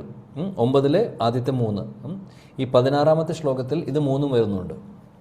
ശുശ്രൂഷു ശ്രദ്ധധാനസ്യ വാസുദേവ കഥാരുചി സ്യാൻ മഹത് സേവയ വിപ്ര പുണ്യതീർത്ഥ നിഷേവനാഥ്. ഇവിടെ 3 കാര്യങ്ങളും വരുന്നുണ്ട്. ശ്രദ്ധ വരുന്നുണ്ട്, സാധുസംഘ വരുന്നുണ്ട്, ഭജനക്രിയ വരുന്നുണ്ട്. എങ്ങനെയാണെന്ന് വെച്ചാൽ സ്യാൻ മഹത് സേവയ വിപ്ര, അത് അവിടെ നിന്ന് നമുക്ക് മനസ്സിലാക്കാം. അവിടെ സാധുസംഘമുണ്ട്. അതേപോലെ ശ്രദ്ധ എന്ന് പറയുന്നത് ശുശ്രൂഷു ശ്രദ്ധധാനസ്യ, അവിടെ ശ്രദ്ധ വരുന്നുണ്ട്, വിശ്വാസം വരുന്നുണ്ട്. പിന്നെ പറയുന്നു പുണ്യതീർത്ഥ നിഷേവനാഥ്, അതായത് ഭക്തരെ സേവിക്കുന്ന കാര്യം, അതായത് വരിഷ്ഠരായിട്ടുള്ള ഭക്തരെ സേവിക്കുന്ന കാര്യം വരുന്നുണ്ട്. അവിടെ അപ്പോൾ സാധുസംഘവും ഭജനക്രിയയും അതെല്ലാം കൂട്ടത്തിൽ. പിന്നെ ഭജനക്രിയ എന്ന് പറഞ്ഞു കഴിഞ്ഞാൽ എന്താണ്? ഭജനക്രിയ എന്ന് പറഞ്ഞു കഴിഞ്ഞാൽ നമ്മൾ ഭജൻ എന്ന് പറഞ്ഞു കഴിഞ്ഞാൽ നാമജപം മാത്രമല്ല, അതിൽ കൃഷ്ണ, അതായത് ശ്രവണം അതായത് ഭഗവാനെക്കുറിച്ച് കേൾക്കുന്നതും അതും ഭജൻ്റെ ഭാഗമാണ്. ഭഗവാനെക്കുറിച്ച് കേൾക്കുന്നതും നമ്മളിപ്പോൾ ചെയ്യുന്നത്, അതും ഭജനക്രിയയുടെ ഭാഗമാണ്. ഭജനക്രിയ എന്ന് പറഞ്ഞാൽ നാമജപം മാത്രമല്ല, ശ്രവണവും കീർത്തനവും എല്ലാം അതിൽ വരുന്നു. അപ്പോൾ ശ്രദ്ധ, സാധുസംഘ, ഭജനക്രിയ, ഇത് മൂന്നും ഇവിടെ വരുന്നു. കൂട്ടത്തിൽ ശില വിശ്വനാഥ ചക്രവർത്തി ഠാക്കൂറിൻ്റെ എക്സ്പ്ലനേഷൻ പ്രകാരം ഇവിടെ 14 സ്റ്റെപ്സ് ഞാൻ പറയാൻ പോവാണ്. അല്ല, 14 ഇവിടെ പറയില്ല. ഇവിടെ ആദ്യത്തെ 4 വരുന്നത്. എന്തൊക്കെയാണ് നോക്കാം. ശ്രദ്ധ, സാധുസംഘ, ഭജനക്രിയ, ഇത് ആദ്യത്തെ. രണ്ടാമത്തെ കാറ്റഗറി പറയുന്നു സതാം കൃപ. സതാം കൃപ എന്ന് പറഞ്ഞു കഴിഞ്ഞാൽ എന്താണ്? ഭഗവാന്റെ ഭക്തരുടെ മഹാകൃപ. 2 അദ്ദേഹം പറയുന്നു മഹത് സേവ, ഭക്തരെ സേവിക്കുന്നത്. അപ്പോൾ ആദ്യം അവരുടെ കൃപ, മഹാകൃപ, മഹത് കൃപ, സതാം കൃപ, ഭഗവാന്റെ പരിഷ്ഠരായിട്ടുള്ള ഭക്തരുടെ കൃപ. അതായത് യോഗ്യത ഇല്ലാത്ത ആളുകളോട് മുകളിൽ പോലും അവർക്കുണ്ടാവുന്ന മഹാകൃപയുണ്ട്. നമുക്കെല്ലാവർക്കും കിട്ടിയിട്ടുള്ളത് അങ്ങനെയാണ്. യോഗ്യതയില്ല നമുക്ക്, പക്ഷേ അവരുടെ മഹാകൃപ നമുക്ക് കിട്ടി. അതാണ് സതാം കൃപ. പിന്നെ രണ്ടാമത്തെ സ്റ്റേജാണ് മഹത് സേവ, സേവനം ചെയ്യുക, ഭക്തരെ സേവിക്കുക എന്നുള്ളത്. 3 ശ്രദ്ധ ശ്രദ്ധ എന്ന് പറയുന്നത് ഇവിടെ പറയുന്നുണ്ട്. 4 അദ്ദേഹം പറയുന്നത് എന്താണെന്ന് വെച്ചാൽ ഗുരു പാദാശ്രയ. ഗുരു പാദാശ്രയ എന്ന് പറഞ്ഞു കഴിഞ്ഞാൽ ഒരു പരിശുദ്ധ ഭക്തൻ ഗുരുവിൻ്റെ പാദങ്ങളിൽ നമ്മൾ ശരണം പ്രാപിക്കുന്ന കാര്യം. അപ്പോൾ ഈ 4 കാര്യങ്ങളാണ് ശില വിശ്വനാഥ ചക്രവർത്തി ഠാക്കൂർ 16ാമത്തെ ശ്ലോകത്തിൽ, ഇപ്പോൾ നമ്മൾ ചർച്ച ചെയ്യുന്ന ശ്ലോകത്തിലെ ഭക്തിയുടെ 14 സ്റ്റേജസിലെ ആദ്യത്തെ 4 ഇവിടെ പറയുന്നു. അദ്ദേഹം ഇവിടെ ഇൻക്ലൂഡഡ് ആണ് എന്നുള്ളത്. സതാം കൃപ, മഹത് സേവ, ശ്രദ്ധ, ഗുരുപാദാശ്രയ. ഇനി 9 സ്റ്റേജസുമായിട്ട് നമ്മൾ കമ്പയർ ചെയ്യുവാണെങ്കിൽ ശ്രദ്ധ, സാധുസംഘ, ഭജനക്രിയ. ശ്രദ്ധ, സാധുസംഘ, ഭജനക്രിയയുടെ ഒരു കൂടുതൽ എക്സ്പ്ലനേഷനാണ് സതാം കൃപ, മഹത് സേവ. ശ്രദ്ധ ഓൾറെഡി വരുന്നു, ശ്രദ്ധ, ഗുരുപാദാശ്രയ, ഇതെല്ലാം അടങ്ങിയിരിക്കുന്നു ഇവിടെ. അതാണ് ആദ്യത്തെ ശ്ലോകത്തിൽ നമ്മൾ പഠിക്കുന്ന കാര്യം. ഓക്കെ, അപ്പോൾ 4 കാര്യങ്ങളാണ്, 14ലെ 4 കാര്യങ്ങൾ നമ്മളിവിടെ പറഞ്ഞു. ഇനിയുള്ളത് അടുത്ത ശ്ലോകത്തിലാണ് വരുന്നത്, അടുത്ത ശ്ലോകങ്ങളിലാണ് വരുന്നത്. ശ്ലോകം നമ്പർ 17ലേക്ക് നമുക്ക് പോകാം. സമയം കുറച്ചും കൂടെ ഉണ്ട്. വളരെ ഫേമസ് ആയിട്ടുള്ള ശ്ലോകമാണ് 17ാമത്തെ ശ്ലോകം. ശൃണ്വതാം സ്വകഥാ കൃഷ്ണ പുണ്യശ്രവണ കീർത്തന ഹൃദയന്തസ്തോഹിയ ഭദ്രാണി വിദൂനോദി സുഹൃത്സതാം. ഗീത മുരളി മാതാജി. ഹരേ കൃഷ്ണ പ്രഭുജി. ഓം നമോ ഭഗവതേ വാസുദേവായ. ശൃണ്വതാം സ്വകഥാം കൃഷ്ണ പുണ്യശ്രവണ കീർത്തന ഹൃദയന്തസ്ഥോ യഭദ്രാണി വിധിനോദി സുഹൃത്സതാം. ഹരേ കൃഷ്ണ. വിവർത്തനം കൂടെ വായിക്കൂ. വിവർത്തനം പയ്യസി ഭക്തിവേദാന്ത സ്വാമി ശ്രീല പ്രഭുപാദ് കി ജയ്. പതിവായുള്ള ഭാഗവത കഥാശ്രവണത്തിലൂടെയും ശുദ്ധഭക്ത സേവനത്തിലൂടെയും ഹൃദയമാലിന്യങ്ങളെല്ലാം നശിക്കുന്നു. അതോടൊപ്പം തന്നെ അതീന്ദ്രിയ ഗാനങ്ങളാൽ പ്രകീർത്തിക്കപ്പെടുന്ന പരമദിവ്യോത്തമ പുരുഷങ്കലുള്ള പ്രേമഭക്തിയുത സേവനം ദൃഢമായ പരമാർത്ഥമായി ഉറപ്പിക്കപ്പെടുകയും ചെയ്യും. Thank you. ഇവിടെ പറയുന്നു ശൃണ്വതാം സ്വകഥാ കൃഷ്ണ പുണ്യശ്രവണ കീർത്തന ഹൃദയന്തസ്തോഹ്യഭദ്രാണി വിദുനോദി സൂർസം. വളരെ ഫേമസ് ആയിട്ടുള്ള ശ്ലോകമാണ്. ഇവിടെ ഭാഗവതത്തിൻ്റെ മഹാത്മ്യം പറയുമ്പോൾ എപ്പോഴും കോട്ട് ചെയ്യുന്നൊരു ശ്ലോകം കൂടിയാണിത്. ശൃണ്വതാം സ്വകഥാ കൃഷ്ണ, ഭഗവാനെക്കുറിച്ച് കേൾക്കുന്ന ആ ശ്രവണത്തെക്കുറിച്ചാണ് പറയുന്നത്. പുണ്യശ്രവണ കീർത്തനം, ശ്രവണം കീർത്തനം, ശ്രവണത്തിലൂടെയും കീർത്തനത്തിലൂടെയും. ശ്രവണം കീർത്തനം എന്ന് പറയുന്ന നവവിധ ഭക്തിയുടെ 2 കാര്യങ്ങളാണ്. ശ്രവണത്തിലൂടെയും കീർത്തനത്തിലൂടെയും എന്താണ് സംഭവിക്കുന്നത്? ഹൃദയന്തസ്തോഹി അഭദ്രാണി, ഹൃദയത്തിലുള്ള അഭദ്രം, അതായത് ഭൗതിക ആസക്തി, അതാണ് ഇവിടെ അഭദ്രാണിയായിട്ട് പറയുന്നത്. അഭദ്രാണി എന്ന് പറഞ്ഞു കഴിഞ്ഞാൽ ഭൗതികമായിട്ടുള്ള കാര്യങ്ങളോടുള്ള ആസക്തി, ആ ഒരു ഡിസയർ അല്ലെങ്കിൽ ആ ഒരു ആഗ്രഹം, ഹൃദയത്തിലുള്ള ആഗ്രഹങ്ങൾ, അങ്ങനെയുള്ള ആഗ്രഹങ്ങൾ വിധൂനോദി, അതെല്ലാം ക്ലീൻ ചെയ്യുന്നു, അതെല്ലാം മാറ്റി കളയുന്നു. എന്താണ് മാച്ചു കളയുന്നത്? ശൃണ്വതാം സ്വകഥാ കൃഷ്ണ പുണ്യശ്രവണ കീർത്തന. ശ്രവണം കീർത്തനം, ഭഗവാനെക്കുറിച്ചുള്ള നാമം, ഭഗവാന്റെ നാമം, ഭഗവാനെക്കുറിച്ചുള്ള കഥകൾ അല്ലെങ്കിൽ ഭഗവത്ഗീത, ഭാഗവതം, ഇതെല്ലാം ശാസ്ത്രങ്ങളെല്ലാം അതിൽ വരുന്നു. അപ്പോൾ ശ്രവണത്തിലൂടെയും കീർത്തനത്തിലൂടെയും ജപത്തിലൂടെയും നാമജപത്തിലൂടെയൊക്കെ എന്താണ് സംഭവിക്കുന്നത്? ഹൃദയത്തിലുള്ള ഭൗതികമായിട്ടുള്ള ആഗ്രഹങ്ങൾ, ഭൗതികമായിട്ടുള്ള സംഭവങ്ങളോടുള്ള ആസക്തി പൂർണ്ണമായിട്ടും കളയുന്നു. അപ്പോൾ ഭൗതികമായിട്ടുള്ള ആസക്തികൾ നമ്മുടെ ഹൃദയത്തിൽ ഉണ്ടെങ്കിൽ അത് പോകാനുള്ള വഴി എന്നാണ് ഇവിടെ പറയുന്നത്. ശ്രവണം, കീർത്തനം, അതാണ് വഴി. അപ്പോൾ നമ്മൾ റിപ്പീറ്റഡ്ലി ഭാഗവതം പറഞ്ഞുകൊണ്ടിരിക്കുകയാണ്.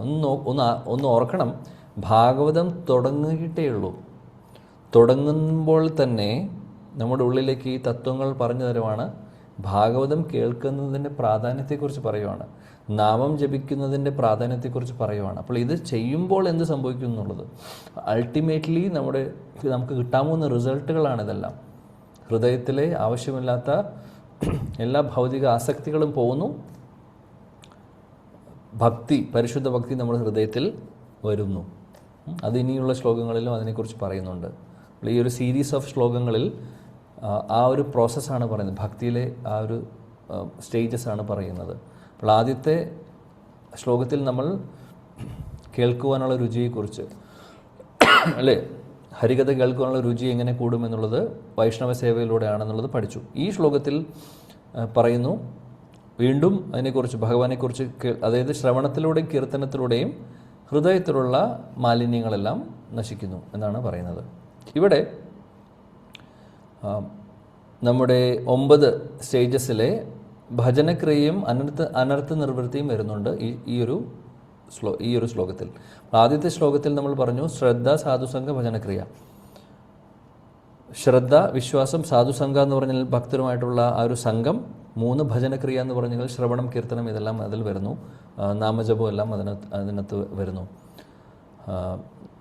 ഭക്തിയോ സേവനങ്ങൾ ചെയ്യാനുള്ള ആ കാര്യങ്ങൾ നമ്മൾ പഠിക്കുന്നത്. അപ്പോൾ കുറച്ച് വിശ്വാസമുള്ള ഒരാളാണ് സാധുസംഘത്തിലേക്ക് വരുന്നത്, അല്ലെങ്കിൽ ഭക്തരുടെ കൂട്ടായ്മയിലേക്ക് വരുന്നത്. ഉദാഹരണത്തിന് നമ്മളിപ്പോൾ ഇവിടെ ഇരിക്കുന്നു, ഇത് സാധുസംഘമാണ്. ഒരു ടൈപ്പ് ഓഫ് സാധുസംഘമാണ്. അതായത് നമ്മൾ ഭക്തരാവാൻ ശ്രമിക്കുന്നവരാണ്. ഭക്തരാവാൻ ശ്രമിക്കുന്നവരെല്ലാവരും ഒരുമിച്ച് കൂടി ഭഗവാനെക്കുറിച്ച് ചർച്ച ചെയ്യുന്നു, കേൾക്കുന്നു. ഇതൊരു സത്സംഗമാണ്. സാധുസംഘ, സത്സംഗം എന്നും നമുക്ക് പറയാം. ഇനി സാധുസംഘ 2 തരത്തിലുണ്ട്. ഒന്ന്, നമ്മളെപ്പോലുള്ള നമുക്ക് ക്വാളിഫിക്കേഷനൊന്നുമില്ല, പക്ഷേ എന്നാലും നമ്മളിവിടെ ഭഗവാനെക്കുറിച്ച് ചർച്ച ചെയ്യുകയാണ് ചെയ്യുന്നത്. ഇനി വരിഷ്ഠരായിട്ടുള്ള ഭക്തരുമായിട്ടുള്ള സംഘം കിട്ടുമ്പോൾ അതും സാധുസംഘമാണ്. അതാണ് സാധുസംഘത്തിൻ്റെ അടുത്ത ലെവൽ. അതായത് നല്ല പരിശുദ്ധ ഭക്തൻ വരുന്നു, അദ്ദേഹം ക്ലാസ് എടുക്കുന്നു, അല്ലെങ്കിൽ അദ്ദേഹം ഭാഗവതം പറഞ്ഞു തരുന്നു, അദ്ദേഹത്തിൻ്റെ സംഘം നമുക്ക് കിട്ടുവാണെങ്കിൽ അത് ശരിക്കും സാധുസംഘമാണ്. അപ്പോൾ സാധുസംഘത്തിൽ തന്നെ പല ലെവൽസ് ഉണ്ട്. ഇനി അങ്ങനെയുള്ള വരിഷ്ഠരായിട്ടുള്ള ഭക്തരുമായിട്ടുള്ള സംഘത്തിലൂടെ, അല്ലെങ്കിൽ നമ്മളിപ്പോൾ കൂടിയിട്ടുള്ള പോലെ ഇവിടെ വരിഷ്ഠരായിട്ടുള്ള ഭക്തരുണ്ടോ എന്നുള്ളത് മാറ്റി നിർത്തിയാൽ ഉണ്ടാവാതിരിക്കാം. ഇല്ലെങ്കിലും നമ്മൾ ഇപ്പോൾ പ്രഭുപാദ് പറയുന്നതും ഭഗവാൻ പറയുന്നതും ഭാഗവതം നേരിട്ട് നമ്മളത് വായിക്കുന്നു, അതിലെ കാര്യങ്ങൾ ചർച്ച ചെയ്യുന്നു, അല്ലേ. അപ്പോൾ ഇവിടെ ഭജനക്രിയ ചെയ്യുന്നത് എങ്ങനെയാണെന്ന് പ്രഭുപാദ് പറഞ്ഞു തരുന്നുണ്ട് ഭാവാർത്ഥത്തിലൂടെ. എങ്ങനെയാണ് ഭജൻ ചെയ്യേണ്ടത് എന്നുള്ളത്, അല്ലേ. അപ്പോൾ അത് നമ്മളിവിടെ ചർച്ച ചെയ്യുന്നു, നമ്മൾ പറ്റുന്ന രീതിയിൽ ഫോളോ ചെയ്യാൻ നോക്കുന്നു. അപ്പോൾ അതാണ് ഈ ഒരു സ്റ്റേജ്. ശ്രദ്ധ, വിശ്വാസം, കുറച്ച് വിശ്വാസം ഉള്ളത് കൊണ്ടാണ് നമ്മൾ വരുന്നത്, ഈ സത്സംഗത്തിലേക്ക് വരുന്നത്. അതിനുശേഷം നമ്മൾ സത്സംഗത്തിൽ ഇരിക്കുമ്പോൾ പഠിക്കുന്നു എന്തൊക്കെയാണ് നമ്മൾ ചെയ്യേണ്ടത്. ഭക്തിയുത സേവനങ്ങൾ ചെയ്യേണ്ട രീതികളും മാർഗങ്ങളൊക്കെ നമ്മൾ പഠിക്കുന്നു. എങ്ങനെ നാമം ജപിക്കണം, ശ്രവണം എങ്ങനെയാണ്, എങ്ങനെ ഭഗവാനെക്കുറിച്ച് കേൾക്കുന്ന കാര്യവും അല്ലെങ്കിൽ നാമം ജപിക്കുന്ന കാര്യവും കീർത്തനവും അങ്ങനെയുള്ള കാര്യങ്ങളെല്ലാം നമ്മൾ പഠിക്കുന്നു. അതാണ് ഭജനക്രിയ. പഠിക്കുന്നു, നമ്മളത് ഫോളോ ചെയ്യുന്നു. ഓക്കെ. 17ാമത്തെ ശ്ലോകത്തിലും ഭജനക്രിയ വരുന്നുണ്ട്. കാര്യം ശൃണുവതാം സുഖദാ കൃഷ്ണ പുണ്യശ്രവണ കീർത്തന, ശ്രവണം കീർത്തനം വരുന്നു. ഇത് ഭജനക്രിയയുടെ ഭാഗമാണ്. കൂട്ടത്തിൽ ഹൃദയന്തസ്തോ ഹി അഭദ്രാണി, നമ്മൾ പറഞ്ഞു അനർത്ഥ നിർവൃത്തി, അനർത്ഥങ്ങൾ, അഭദ്രാണികൾ പോകുന്നു എന്ന് പറയുന്നു. അപ്പോൾ അനർത്ഥ നിർവൃത്തി എന്ന് പറയുന്നത് അത് തന്നെയാണ്. അനർത്ഥങ്ങൾ പോകുന്നു. അഭദ്രാണിയും അനർത്ഥങ്ങളും ഒന്ന് തന്നെ. അഭദ്രാണി എന്ന് പറയുന്നതും അനർത്ഥങ്ങൾ എന്ന് പറയുന്നത് ഒന്നാണ്. അപ്പോൾ അത് ഹൃദയത്തിലുള്ള അനർത്ഥങ്ങൾ നശിച്ചു പോകുന്നു ശ്രവണത്തിലൂടെയും കീർത്തനത്തിലൂടെയും എന്നുള്ളതാണ് ഇവിടെ പറയുന്നത്. ഇനി ഇവിടെ ശ്രീല വിശ്വനാഥ ചക്രവർത്തി ടാക്കൂറിൻ്റെ 14 സ്റ്റേജസിലെ 5ാമത്തെ കാര്യം ഇവിടെ അദ്ദേഹം പറയുന്നുണ്ട്. ഇവിടെ അദ്ദേഹം പറയുന്നത് സോറി, ഭജനേഷു സ്പൃഹ.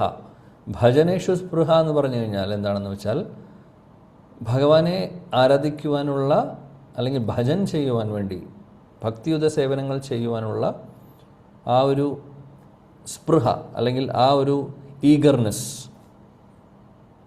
ആ ഒരു ഉത്സാഹം, അതാണ് ഈ ഒരു ശ്ലോകത്തിൽ അദ്ദേഹം പറയുന്നത്. അപ്പോൾ 5 അദ്ദേഹം പറയുന്നത് 5 കാര്യങ്ങളായി. സതാം കൃപ, മഹത് സേവ, ശ്രദ്ധ, ഗുരുപാദാശ്രയ, ഭജനേഷു സ്പൃഹ. അങ്ങനെയാണ് 17ാമത്തെ ശ്ലോകത്തിൽ വരുന്നത്.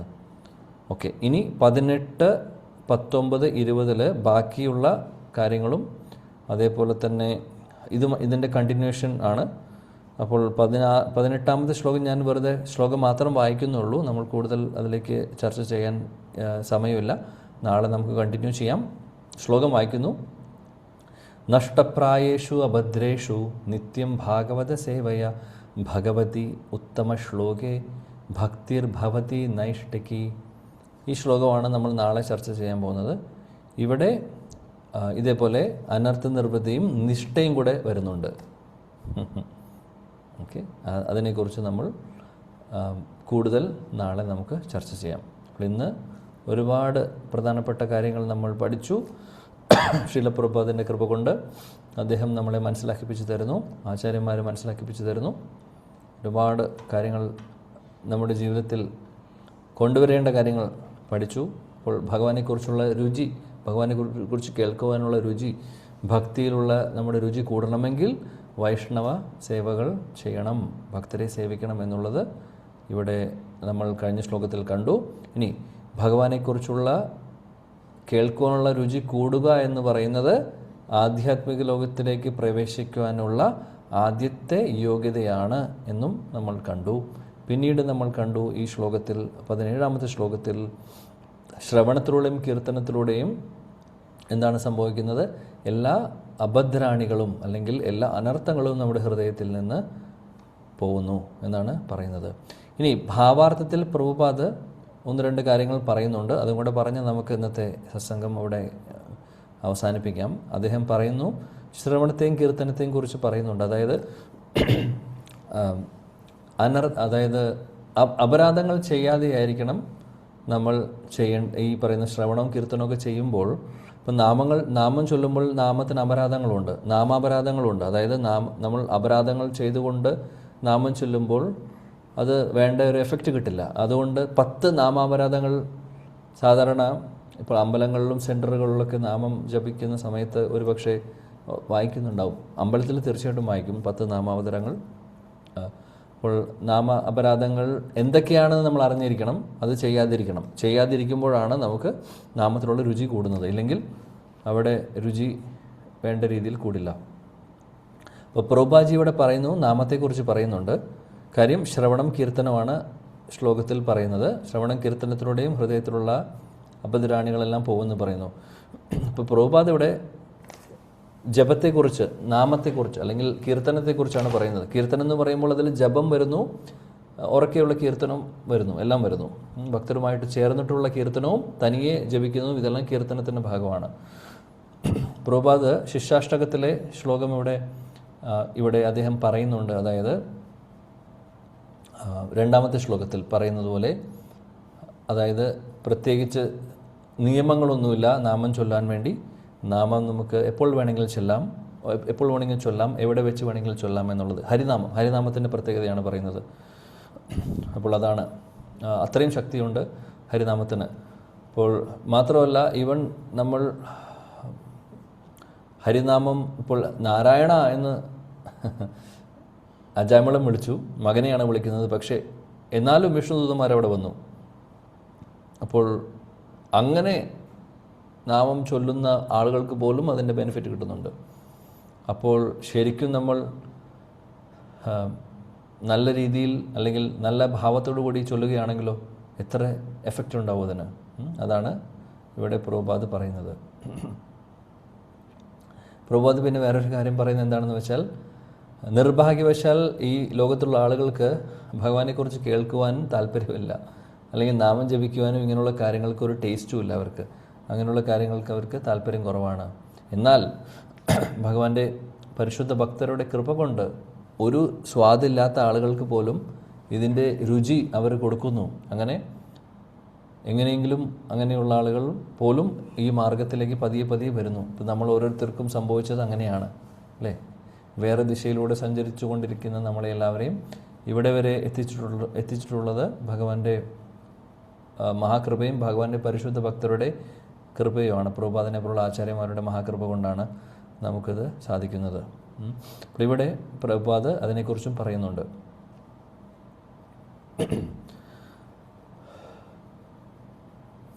പ്രഭുപാദ് പറയുന്നു, ഭഗവാൻ നമ്മളെക്കാൾ കൂടുതൽ ആഗ്രഹിക്കുന്നുണ്ട് നമ്മളെ ഭഗവാന്റെ അടുത്തേക്ക് കൊണ്ടുപോകാൻ വേണ്ടി. ആധ്യാത്മിക ലോകത്തിലേക്ക് കൊണ്ടുപോകാൻ നമ്മൾ ആഗ്രഹിക്കുന്നതിനേക്കാൾ കൂടുതൽ ഭഗവാൻ ആഗ്രഹിക്കുന്നു. അതാണ് പറയുന്നത്. സത്യമാണ്. അതുകൊണ്ടാണ് അദ്ദേഹം ഒരുപാട് അവതാരങ്ങൾ എടുത്ത് വരുന്നത്. അവതാരങ്ങൾ എടുത്ത് വരുന്നു, തിരിച്ചു പോന്നു. അതിനുശേഷം അദ്ദേഹത്തിൻ്റെ പരിശുദ്ധ ഭക്തരെ ഇങ്ങോട്ട് വിടുന്നു, നമ്മളെല്ലാവരെയും കൊണ്ടുപോകാൻ വേണ്ടി. ഇത്രയും അദ്ദേഹം നമ്മുടെ കാര്യത്തിൽ ബോധേഡാണ്. അല്ലെങ്കിൽ അദ്ദേഹത്തെ പോലെ വേറെ ആർക്കും നമുക്ക് പോലും ആഗ്രഹമില്ല, നമുക്ക് പോലും ഇതൊന്നും അത്ര താല്പര്യമില്ല. പക്ഷെ ഭഗവാൻ ആഗ്രഹിക്കുന്നു നമ്മളെ എങ്ങനെയെങ്കിലും ഇവിടെ നിന്ന് കൊണ്ടുപോകണമെന്ന്. ഒന്ന് ആലോചിച്ച് നോക്കൂ.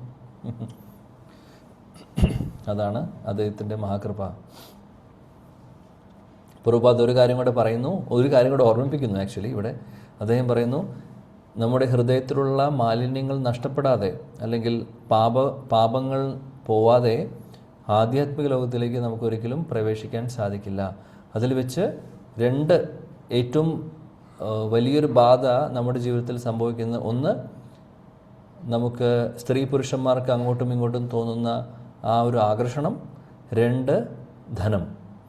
ഈ 2 കാര്യങ്ങളുമാണ് നമ്മളെ ഈ ലോകത്തിൽ, ഈ ഭൗതിക ലോകത്തിൽ നമ്മളെ പിടിച്ചു നിർത്തുന്ന ഏറ്റവും വലിയ തടസ്സങ്ങൾ. ആ കാര്യം പ്രഭുപാദ് ഇവിടെ പറയുന്നുണ്ട്. സത്യമാണ്. സ്ത്രീ പുരുഷ ബന്ധവും കൂട്ടത്തിൽ ആ ഒരു അറ്റാച്ച്മെൻറ്റ് ആണ് ബാക്കിയുള്ള എക്സ്റ്റെൻഡഡ് ആയിട്ടുള്ള അറ്റാച്ച്മെൻറ്റ്സിലേക്ക് കൊണ്ടുവരുന്നത്. കൂട്ടത്തിൽ ധനം. ഇത് രണ്ടും തടസ്സമാണ്. അപ്പോൾ ആ ഒരു കാര്യം നമുക്ക് ഓർമ്മ വരണം എന്ന് പ്രഭുപാദ് പറയുന്നു. അതുകൊണ്ട് മായ പല രീതിയിൽ നമ്മളെ ടെസ്റ്റ് ചെയ്യും, അതിലൊന്നും വിടാതെ പിടിച്ചു നിൽക്കണം എന്ന് പ്രഭുപാദ് ഇവിടെ നമ്മളെ ഓർമ്മിപ്പിക്കുന്നുണ്ട്. അങ്ങനെ പതുക്കെ പ്രഭുപാദ് ഇവിടെ പറയുന്നു, അങ്ങനെ ഭഗവാനെക്കുറിച്ച് നമ്മൾ കൂടുതൽ കേൾക്കുമ്പോൾ, പതിയെ ആരിൽ നിന്ന് കേൾക്കുമ്പോൾ, വരിഷ്ഠരായിട്ടുള്ള ഭക്തരിൽ നിന്ന് നമ്മൾ കേൾക്കുമ്പോൾ, പഠിക്കുമ്പോൾ, ഭാഗവതപ്പോൾ പ്രഭുപാദിൻ്റെ ഭാവാർത്ഥമൊക്കെ നമ്മൾ വായിക്കുമ്പോൾ, അദ്ദേഹം വരിഷ്ഠനായിട്ടുള്ള ഭക്തനാണ്, പരിശുദ്ധ ഭക്തനാണ്, ഭഗവത് പാർഷദനാണ്. അദ്ദേഹം പറയുന്നത് നമ്മൾ കേട്ടുകൊണ്ട് അത് നമ്മൾ ഫോളോ ചെയ്യുകയാണെങ്കിൽ നമ്മുടെ ശുദ്ധീകരണം നടന്നുകൊണ്ടിരിക്കുകയാണ്. അങ്ങനെ പടിപടിയായിട്ട് നമ്മുടെ ഹൃദയത്തിലുള്ള എല്ലാ അനർത്ഥങ്ങളും നശിച്ചു പോകുന്നു. അങ്ങനെ ഭഗവാന്റെ അടുത്തേക്ക് പോകാനുള്ള യോഗ്യത കുറച്ചായി നമ്മൾ നേടുന്നു. അവസാനം പൂർണ്ണമായിട്ടും യോഗ്യതകൾ എല്ലാം വരുമ്പോൾ, എല്ലാ ക്വാളിഫിക്കേഷനും നമുക്ക് വരുമ്പോൾ അങ്ങോട്ട് നമുക്ക് പ്രവേശിക്കുവാനും സാധിക്കുന്നു. അതാണ് ഇവിടെ പറയുന്നത്. ഓക്കെ, പറഞ്ഞുകൊണ്ട് ഞാൻ ഇവിടെ അവസാനിപ്പിക്കുന്നു. 18ാമത്തെ ശ്ലോകം നാളത്തെ സത്സംഗത്തിൽ നമുക്ക് കണ്ടിന്യൂ ചെയ്യാൻ ശ്രമിക്കാം. ഗ്രന്ഥരാജ് ശ്രീമദ് ഭാഗവതം കി ജായ്, ജഗദ്ഗുരു ശീല പ്രഭുപാദ് की जय, समवेद गौर भक्त वृंद की जय, गौड़ीय गुरु वृंद की जय, निताय गौर प्रेमानंदे, श्री सच्चिदानंद श्री गौर हरि की जय. Thank you. हरे कृष्णा. ഹരേ കൃഷ്ണ. ശ്രീ അനന്തപത്മനാഭ സ്വാമിക്ക് ജയ്. ഹരേ കൃഷ്ണ. ഒരു 2 പ്രാവശ്യം ഹരേ കൃഷ്ണ മന്ത്രം ജപിക്കാം. ഹരേ കൃഷ്ണ ഹരേ കൃഷ്ണ കൃഷ്ണ കൃഷ്ണ ഹരേ രാമ രാമ രാമ ഹരേ ഹരേ ഹരേ ഹരേ രാമ രാമ കൃഷ്ണ ഹരേ ഹരേ കൃഷ്ണ കൃഷ്ണ കൃഷ്ണ ഹരേ ഹരേ രാമ രാമ രാമ ഹരേ ഹരേ രാമ രാമ രാമ രാമ ഹരേ രാമ രാമ ഹരേ ഹരേ രാമ രാമ ഹരേ ഹരേ രാമ രാമ ഹരേ ഹരേ കൃഷ്ണ കൃഷ്ണ ഹരേ ഹരേ. नमो नमः. अनेक कोटि वैष्णव वृंद की हरिनाम संकीर्तन यज्ञ के हरे कृष्णा महामंत्र के शिला प्रभुपाद की जय. श्री अनंत पद्मनाभ स्वामी की जय. हरे कृष्णा प्रभु जी. धन्यवाद. हरे कृष्णा प्रभु जी. हरे राम प्रभु जी. हरे कृष्णा.